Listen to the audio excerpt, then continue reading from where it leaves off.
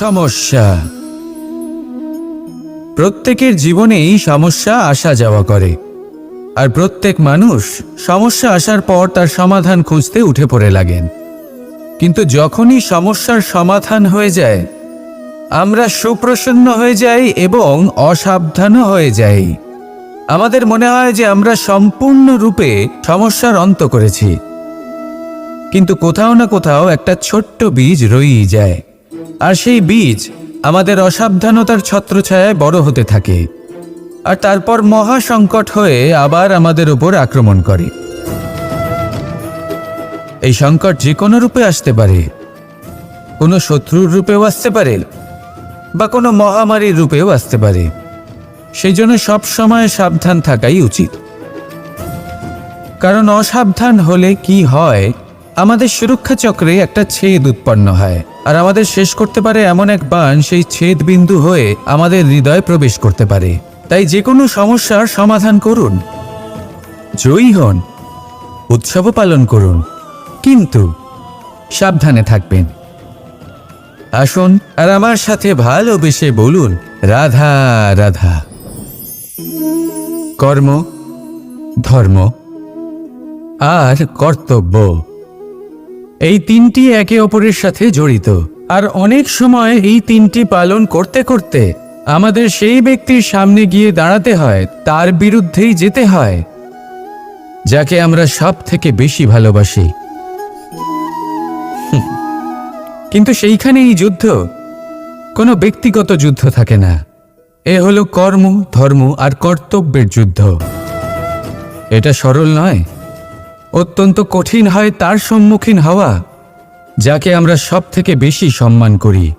কিন্তু আমাদের তো আমাদের ধর্মের পথে চলতেই হবে, কারণ আমরা কর্মবদ্ধ, কর্তব্যবদ্ধ, আর এটাই করা উচিত।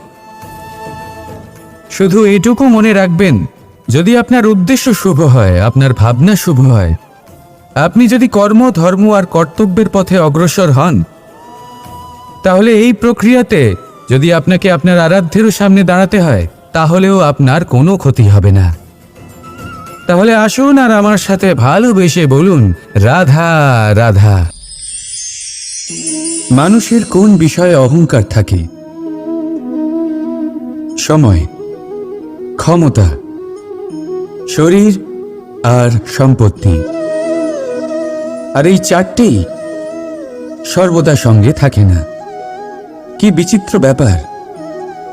আপনি নিজেই দেখুন, সময় আজ ভালো হলেও কাল অবশ্যই খারাপ হতে পারে। ক্ষমতা আজ আপনার থাকলেও কাল তা নাও থাকতে পারে।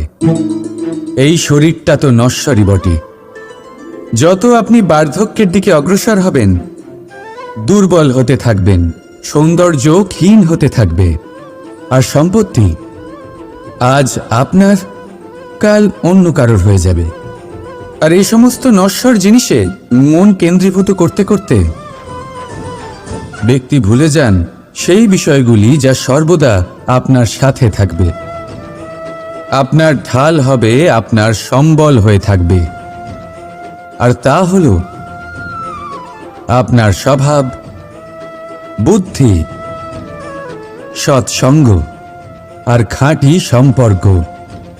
নিজের স্বভাব শীতল রাখুন, কর্মে বুদ্ধির পরিচয় দিন, সর্বদা ভালো মানুষের সাথে সময় কাটান, আর খাঁটি সম্পর্ক সর্বদা পালন করুন। জীবনে সর্বদা সুখী হবেন। রাধা রাধা। আমরা কর্ম করি, আর সেই কর্ম অনুসারে আমাদের তার ফল প্রাপ্ত হয়। এখন এই কর্ম আরো শ্রেষ্ঠ হতে থাকে, আমরা আরো প্রেরিত হতে থাকি। তার জন্য আমরা বড় বড় জ্ঞানীদের থেকে প্রভাবশালী, প্রেরণাদায়ক ব্যক্তির সাথে দেখা করার চেষ্টা করি, দেখা করিও। নিজের কর্মের বিষয়ে বিচার করি, আলোচনা করি, তাই তো? কারণ আমাদের কাজ দেখে তাতে বিশেষ মতামত সামনে থাকা ব্যক্তি দিতে পারে। কিন্তু এই পুরো চক্রতে সংসারের সব থেকে গুরুত্বপূর্ণ ব্যক্তির সাথে কথা বলতে আমরা ভুলেই যাই। আপনি কি জানেন সংসারের সব থেকে গুরুত্বপূর্ণ ব্যক্তি কে? স্বয়ং আপনি। হ্যাঁ, আপনি সে। আপনি জীবিত আছেন, তাই এই সংসার জীবিত আছে। আপনি হলেন আপনার সমস্ত কর্মের কেন্দ্র। তাই এবার থেকে প্রতিদিন একটু সময় নিজের জন্য বের করে নিজের সাথে কথা বলুন। নিজেকে বুঝুন, নিজের কর্মকে বুঝুন। কিছু প্রশ্ন আসবে, কিছুর উত্তর পাবেন। আরও কিছু প্রশ্ন আসবে যার উত্তর আপনি অবশ্যই পাবেন, কিন্তু এটা করবেন অবশ্যই, নয়তো আপনি এই সংসারের সব থেকে গুরুত্বপূর্ণ ব্যক্তির সাথে দেখা করার সুযোগই হারিয়ে ফেলবেন। এবার বলুন, আপনি কি এরকম চাইবেন? রাধা রাধা, প্রেম, ঘৃণা, এই দুই হলো একই শব্দ। কিভাবে? দেখুন না, দুটোতেই আড়াই অক্ষর রয়েছে। দুটোই হলো সেই অনুভূতি যা আমাদের মনের সাথে জড়িত, আর এই দুই অনুভূতির সাথেই জড়িত মানুষ আমাদের জন্য গুরুত্বপূর্ণ। পার্থক্য শুধু এটাই যে প্রেম পায় সম্মান আর ঘৃণাকে করা হয় অবজ্ঞা। এরকম কেন? কারণ প্রেম হলো সেই অনুভূতি যেখানে মানুষ সব কিছু দিয়ে দিতে চায়, সব কিছু লুটিয়ে দিতে চায়। সেখানে ঘৃণা হলো এমন অনুভূতি যেখানে মানুষ সব কিছু কেড়ে নিতে চায়, সব কিছু জিতে নিতে চায়। তাও প্রেমের অনুভূতি কখনো আপনাকে হারতে দেয় না, আর ঘৃণার অনুভূতি কখনো আপনাকে জিততে দেয় না। এবার কি করবেন আপনি? একটাই জীবন। ঘৃণার সাথে বাঁচবেন নাকি প্রেমের সাথে? আমি তো প্রেমকেই চয়ন করব। রাধা রাধা।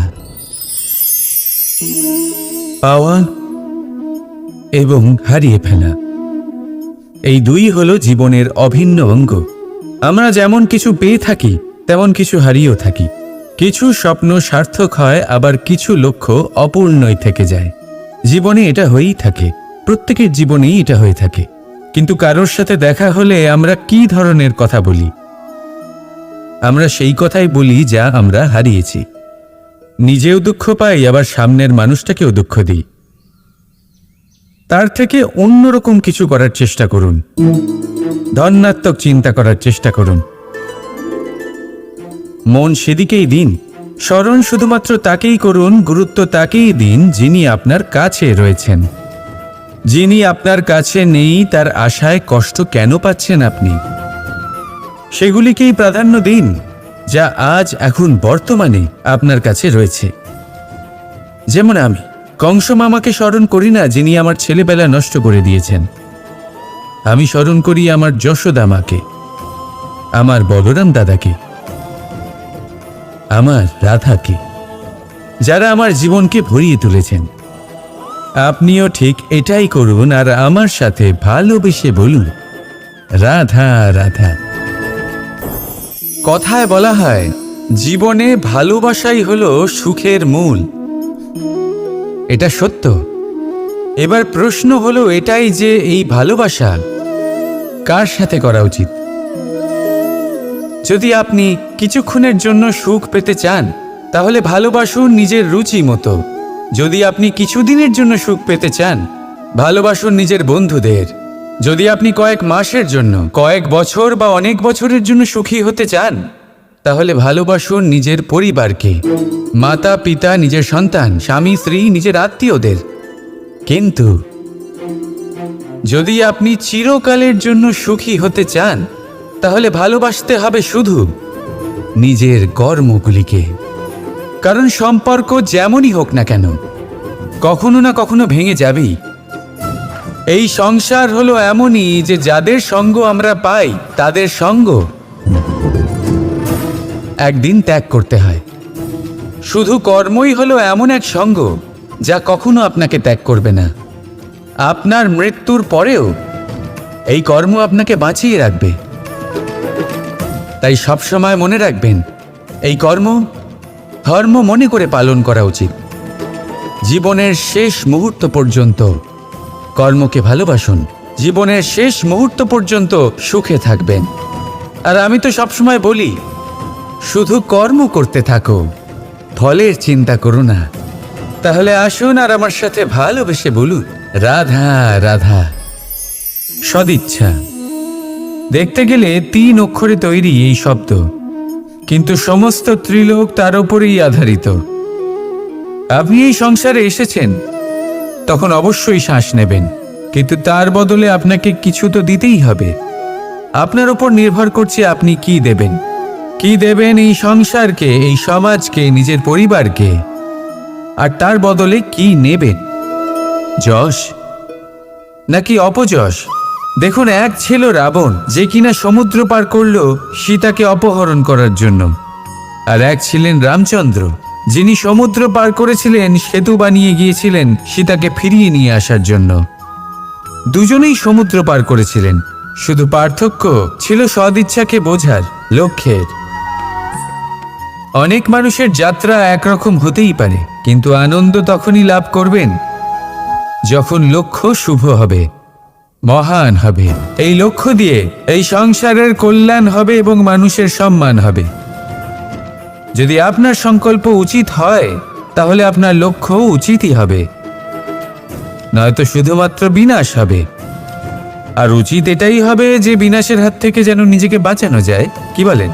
তাই জীবনে যে লক্ষ্য স্থির করছেন, মনে রাখবেন তা যেন শুভ লক্ষ্য হয়। যদি এরকম হয়, তাহলে আপনার যাত্রা, আপনার জীবন দুটোই শুভময় হবে। আসুন আর আমার সাথে ভালোবেসে বলুন, রাধা রাধা।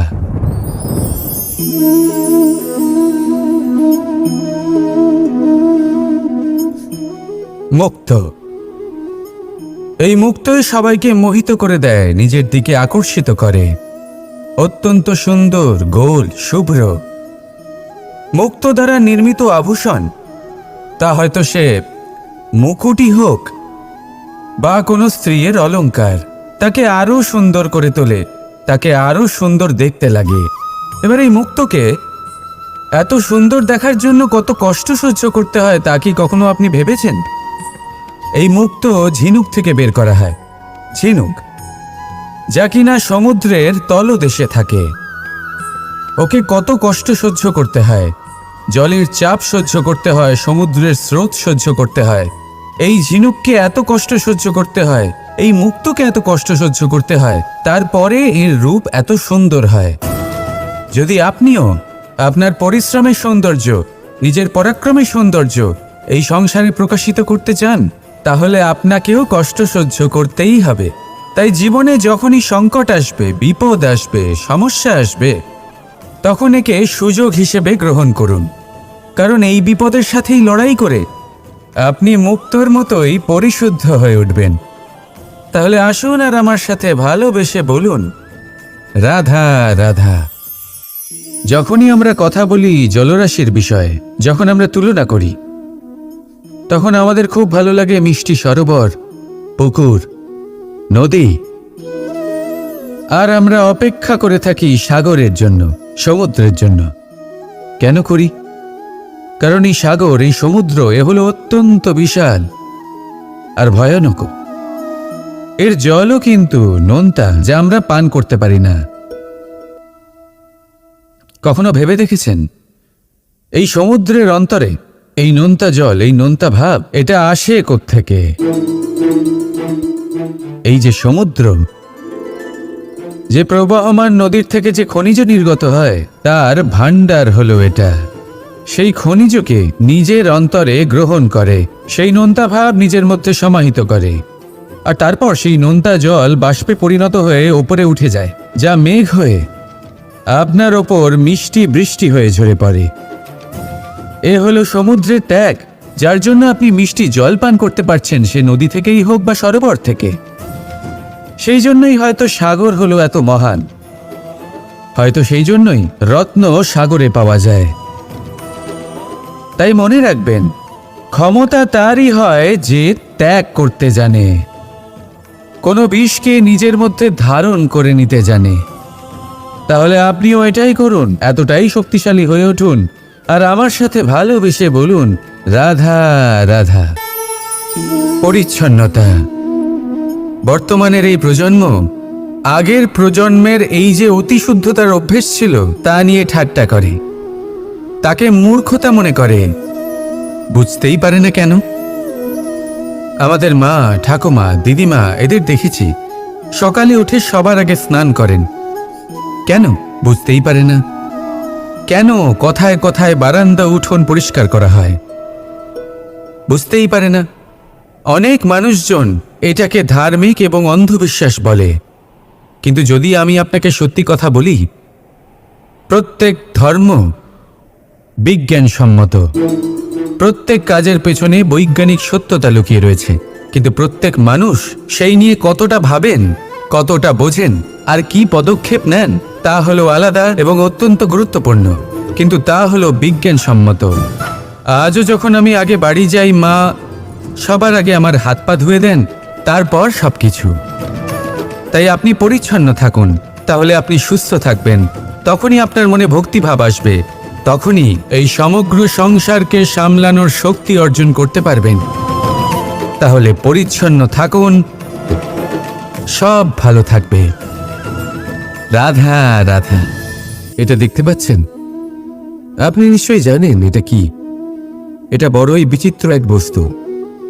এটা হলো কয়লা। আমি একে বিচিত্র এই কারণে বলছি, ভেবে দেখুন, যদি এটা গরম হয় আর আপনি এটাকে ধরে ফেলেন, এটা আপনার হাত পুড়িয়ে ফেলবে। আর যদি এটা ঠান্ডা হয় আর আপনি এটা ধরেন, তাহলে এটা আপনার হাতে কালি লাগিয়ে দেবে। অর্থাৎ যে কোনো পরিস্থিতিতেই, যে কোনো রূপেই থাকুক না কেন, গরম হোক অথবা ঠান্ডা, এটা কোনো না কোনোভাবে আপনার ক্ষতি অবশ্যই করবে। এরকমই হয় খারাপ মানুষজন, বদসঙ্গ, ঠিক কয়লার মতো। আপনি যদি কিছু নাও করেন, যাই হয়ে যাক, এরা যদি আপনার কাছে থাকে, তাহলে কোনো না কোনোভাবে জীবনে আপনার কোনো না কোনো ক্ষতি অবশ্যই হবে। তাই নিজের জীবনে সবসময় সঙ্গতের নির্ণয় অত্যন্ত ভেবেচিন্তে করবেন। রাধা রাধা। ইচ্ছে, সিদ্ধান্ত আর নিশ্চয়তা, এই শব্দগুলো আমরা আমাদের জীবনে অনেকবার শুনেছি, তাই না? জীবনে অনেক সময় অনেক কিছু পেতে খুবই ইচ্ছে করে, কিন্তু শুধু ইচ্ছে হলেই কি সবকিছু পাল্টায়? সবকিছু পাওয়া যায়? অনুর্বর জমিতে বাস করা ব্যক্তির মনে ইচ্ছে হয় যেন সে শীতল জল পায়, কিন্তু সে পায় না। যে এক কুয়ো খোঁড়ার সিদ্ধান্ত নিয়েছে, সে মাটি খোঁড়ার জন্য কোদাল অবশ্যই পেয়ে যায়। আর যে নিশ্চিত করে নিয়েছে, সে দেরি করে হলেও সেই শীতল জল অবশ্যই পেয়ে যায়। তাই জীবনে কেবল ইচ্ছে করবেন না, সিদ্ধান্ত নিন আর তারপর নিশ্চিত করুন, সব পেয়ে যাবে। আর ভালোবেসে বলুন, রাধা রাধা। স্বপ্ন আর লক্ষ্য একই মনে হয়। এই দুইয়েরই কথা মানুষ কল্পনা করেন, এই দুই মানুষ অর্জন করতে চান। আর এই দুই পূর্ণ হলে মানুষ নিজেকে অত্যন্ত ভাগ্যবান বলে মনে করেন। কিন্তু এই দুইয়ের মধ্যে পার্থক্য আছে। পার্থক্য এই যে স্বপ্নের জন্য বিনা পরিশ্রমের ঘুম দরকার হয়, আর লক্ষ্যের জন্য বিনা ঘুমের পরিশ্রম। যে ব্যক্তি ঘুমের মধ্যে স্বপ্ন দেখতে থাকেন, জেগে ওঠার পর তার হাত খালি থেকে যায়। আর যে ব্যক্তি পরিশ্রম করেন, শয়নকালেও তার হাত তার লক্ষ্যেই থাকে। তাই যদি স্বপ্নও দেখতে হয়, তাহলে লক্ষ্য জেনে পরিশ্রম করুন আর ভালোবেসে বলুন, রাধা রাধা। জীবনে কিছু করে দেখাতে হলে আকাশের সেই সীমা ছুঁতে হবে যে সীমা ছোঁয়ার কথা আপনি কখনো ভাবতেও পারেন না। তাহলে নিজের মধ্যে এই তিনটি গুণ সম্মিলিত করুন। প্রথম, নিজের লক্ষ্যে পৌঁছবার ইচ্ছে, একাগ্রতা। এ আপনার দ্বারা এমন কাজ করাতে পারে যা আপনি কখনো করতে পারবেন না। দ্বিতীয়, সাহস, সমস্যার সমাধান করার ক্ষমতা। এটা আপনার দ্বারা তাই করাতে পারে যা আপনি সত্যিই করতে চান। আর তৃতীয় হলো অভিজ্ঞতা। অভিজ্ঞতা আপনাকে বলে দেবে আপনার কি করা উচিত আর কি নয়। তাহলে যিনি ইচ্ছে, সাহস আর অভিজ্ঞতা এই 3 গুণকে সম্মিলিত করতে পেরেছেন, তাদের জন্য সংসারে এমন কোনো কাজ নেই যা তারা করতে পারেন। তারা সর্বদা প্রসন্ন হয়ে বলেন, রাধা রাধা। মানুষের একটা বিশেষ প্রবৃত্তি হলো তারা কখনো নিজেকে নিয়ে সন্তুষ্ট হন না, কখনো নিজেকে নিয়ে প্রসন্ন হন না। যা আছে তার থেকে বেশি পেতে চান, যা পেয়ে গেলেন তার থেকে আরো বেশি পেতে চান। নিজেদের জীবনে বদল, পরিবর্তন আনতে চান। আর এই প্রবৃত্তি এই সংসারে সবচেয়ে মহান, কারণ এই প্রবৃত্তির জন্যই সংসারের বিকাশ হয়। কিন্তু এই বদলের জন্য মানুষ তার খোঁজে থাকেন যা তার জীবনে বদল আনতে পারবে, তাকে পথ দেখাতে পারবে, তার জীবনে পরিবর্তন আনতে পারবে। আর তাই মানুষ সংসার জুড়ে তাকেই খোঁজেন যিনি তার পাশেই আছেন।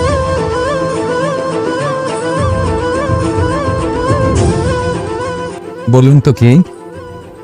যদি কেউ আপনার জীবন বদলাতে পারে তবে তাকে আয়নায় দেখুন। আপনি নিজেই সে যে নিজের জীবন বদলাতে পারে, নিজেই নিজের পথপ্রদর্শক হতে পারেন, জীবনে বদল আনতে পারে, পরিবর্তন আনতে পারে। তাই চিনুন নিজের অন্তরের শক্তিকে, আর এটা বিশ্বাস করুন যে এই সংসারে আপনার থেকে বেশি শক্তিশালী আর কেউ নেই। জীবন বদলে যাবে আপনার। আর অন্ধবিশ্বাস নয়, আত্মবিশ্বাসের হাত ধরুন। আপনার সমস্যা আপনা থেকেই দূর হয়ে যাবে। তাই ভালোবেসে বলুন, রাধা রাধা। প্রদীপ জ্বালানোর কাজ বড়ই আনন্দদায়ক। উজ্জ্বলতার এই শিখা যেন আত্মার মধ্যে গিয়ে মনে উল্লাস ভরে দেয়।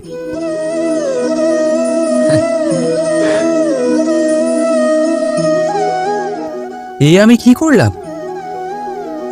আমি একে নিভিয়ে দিলাম, অথচ এই দিয়েই আমি অন্য প্রদীপগুলি জ্বালিয়েছিলাম।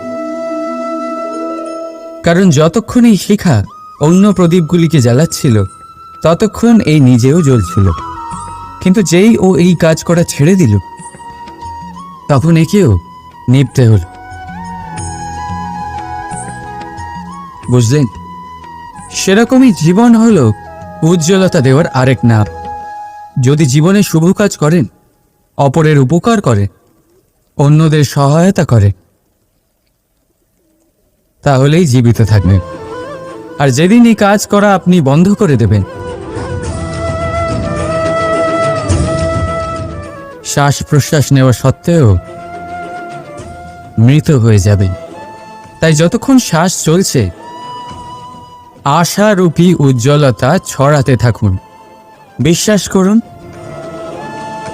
মৃত্যুর পরেও আপনি অমর থাকবেন।